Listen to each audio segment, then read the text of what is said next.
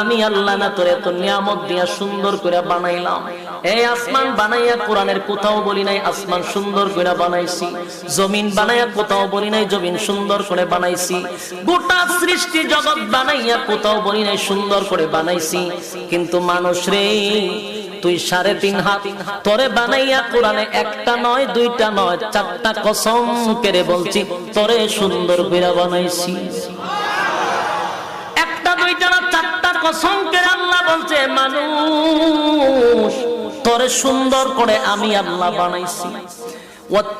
তিন ফলের কসম, জাইতুন ফলের কসম, সিনাই পর্বতের কসম, ওয়াহাজাল বালাদিল আমিন পবিত্র মক্কা নগরীর কসম।